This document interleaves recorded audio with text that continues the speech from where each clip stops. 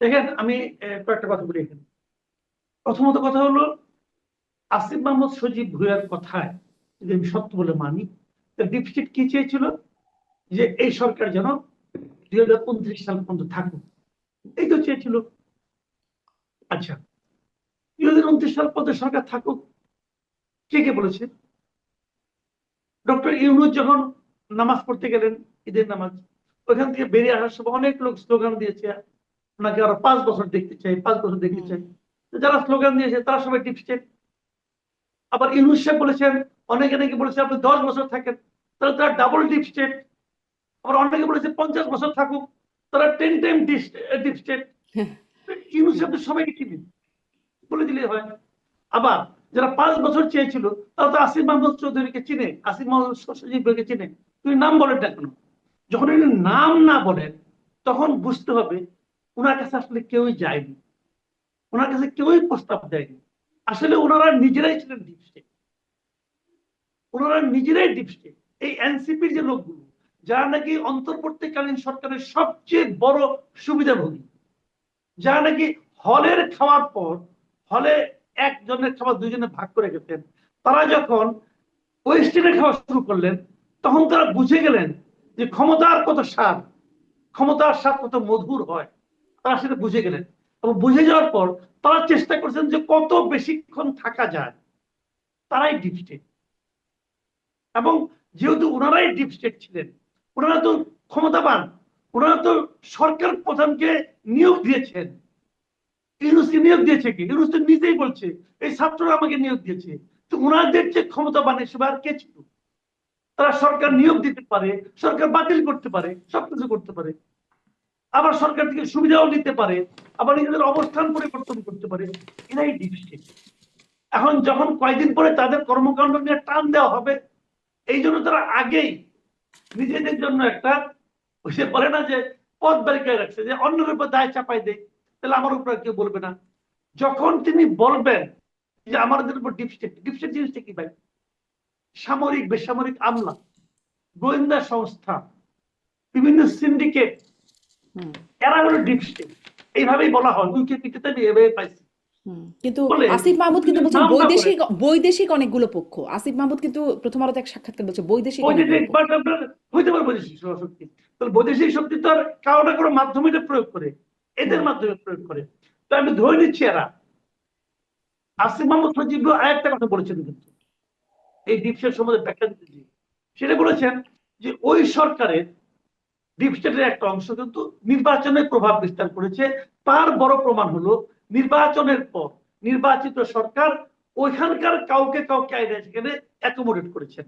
আনছে হুম তোমার একজনকে, খলিলকে, ডক্টর খলিল সাহেবকে নিয়ে আসছে। তারপরে উনি বিএনপিকে বলছেন, তাহলে এই ডিপ স্টেট খলিলের মাধ্যমে বিএনপির বিজয়টাকে নিশ্চিত করেছে। যদি তাই হয়, আসিফ মাহমুদ চৌধুরী কিন্তু আসিফ মাহমুদ সজীব ভুঁইয়া কিন্তু বিএনপির নির্বাচিত হওয়ার বিষয়টা কিন্তু ডিপ স্টেটের কারসাজি বলে চালিয়ে দিচ্ছেন। তাহলে এখন বিএনপির কিন্তু দায়িত্ব যে ওনারা কি ডিপ স্টেটের নির্বাচিত সরকার হিসেবে থাকবেন, নাকি আদৌ ডিপ স্টেট বলতে কিছু আছে কি নাই সেটা জনগণের সামনে উন্মোচন করবেন। আমি তো মনে করি আসিফ মোহাম্মদ সজীব ভুঁইয়াকে গ্রেফতার করে তাকে জিজ্ঞাসা করা উচিত, তুমি বলো কারা ডিপ স্টেট। হুম অথবা আসিফ মাহমুদ সজীব যদি গ্রেফতার হতে না চান, ওনার উচিত প্রকাশ্যে বলে দেওয়া যে অমুকে অমুকে অমুকে অমুকে ডিপ স্টেট। আপনি যদি নাম না বলেন, তাহলে কিন্তু আপনি সন্দেহটা ছড়িয়ে দিলেন। হুম। কিন্তু নাম তাকে বলেন, যে আপনি আপনার কাছে তো জিজ্ঞাসাবাদ সরাসরি বলছে, আপনার কাছে তো সরাসরি বলছে, উনি তো বলছেন ওনার কাছে আসছে। তো আপনি নামটা যদি না বলেন তাহলে কি দাঁড়ায়? তাহলে দাঁড়াই হলো যে ওই লোকটা, যে লোকটা আসছে, তাকে আপনি ভালোবাসেন, তাকে আপনি সেভ করতে চাচ্ছেন। আপনি কেন সেভ করতে চাচ্ছেন? তার কাছে মাল পাইছেন, বড় অঙ্কের মাল পেয়েছেন আপনি, হয়তো আরো বেশি চেয়েছিলেন, এই যে তাকে হুমকি দিচ্ছেন যে তোমার নাম কিন্তু বলে দিব, আমার আরো দাও। উনি হয়তো এখনো পেতে চাচ্ছেন, হুম এটা হতে পারে। এখন হয় উনি হাওয়ার উপরে পারছেন আজগুবি, অথবা ঘটেছে লেনদেনের সমস্যা হচ্ছে, এই জন্য এতদিন পরে এসে ডিপ স্টেটের কাহিনী পাচ্ছেন। সরকারের উচিত এটাকে ক্লিয়ার করা। যদি ক্লিয়ার জি না করে, তাহলে আমি তো সবাইকে বলবো যে আর্মি দায়ী, গোয়েন্দা সংস্থা দায়ী, ডিজিএফআই ডিপ স্টেট, অমুক এনএসআই ডিপস্টেট, আমি সব দিকেই সন্দেহ করবো। জি, এই যে আসিফ ক্লিয়ার মাহমুদ করা চৌধুরী উচিত। পুরো জাতির মধ্যে সন্দেহ ছড়িয়ে দিয়েছেন। জি, আমি আরেকটা কথা আপনি বলেন আপনাকে এখানে আচ্ছা বলেন। হুম, না না, আপনি বলেন না কি বলছেন। আমি আসলে যে যে আপনি বলছেন ক্লিয়ার করা উচিত, তাকে জিজ্ঞাসাবাদ করা উচিত, কিন্তু আমরা এর আগেও বেশ কিছু বিষয় নিয়ে কথা বলেছি, তাকে আসলে এই ক্লিয়ার করার প্রক্রিয়াটাই কেউ যায় না কেন, বা তাকে আসলে জিজ্ঞাসাবাদ কেউ করে না কেন? একটা না তো, এই ডিপ স্টেটের কথা বলার আগে শুরুতে একটা কথা তিনি বলেছিলেন, তিনি ক্ষমতায় থাকতে যে সশস্ত্র বিপ্লবের প্রস্তুতি ছিল তাদের, সেই অস্ত্রের উৎসটা কি ছিল সেইটাও কেউ কখনো জিজ্ঞাসা করলো না, কখনো জিজ্ঞাসা করলো না চাঁদাবাজির মামলায় যখন ওই শাম্মী আক্তারের বাসা আওয়ামী লীগের এমপি যিনি গ্রেপ্তার হলেন, তিনি সরাসরি আসিফ মাহমুদ সজীব ভুইয়ার কথা বললেন, কিভাবে আছে সেগুলো বললেন, তাকে কেউ জিজ্ঞাসাবাদ করলো না। এখনো ডিপ স্টেটের কথা বলছেন, কেউ মানে এই বিষয়গুলো জানতেই চায় না কেন?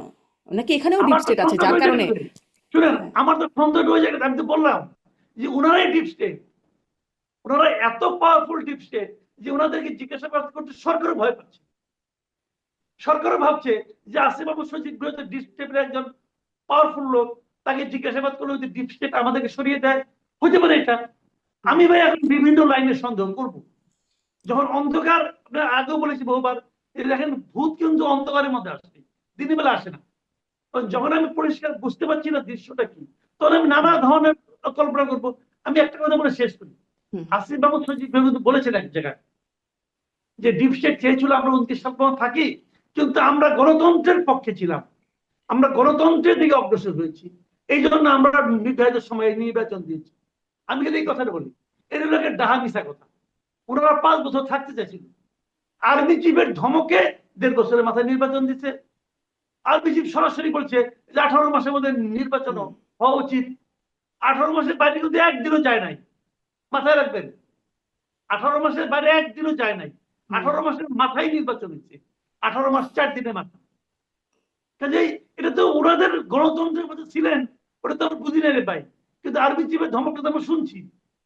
অতএব আমি জি, মনে করি ধমকে নির্বাচন হয়েছে, এখানে ওনাদের কোনো ক্যারেক্টার নেই। ওনারা চাইলে 2 দিন বেশি থাকতেন, যত থাকতেন হুম, তত লাভ, লাভই লাভ। তো ওনারা তো জি। লাভের মধ্যে ছিলেন। আমি আমি একটু ডাক্তার আব্দুল নূর তুষার আপনার কাছ থেকে এই বিষয়টা একটু সামারি শুনে পরের প্রসঙ্গে যদি সময় একটু সুযোগ করতে পারি, ডাক্তার আব্দুল নূর তুষার।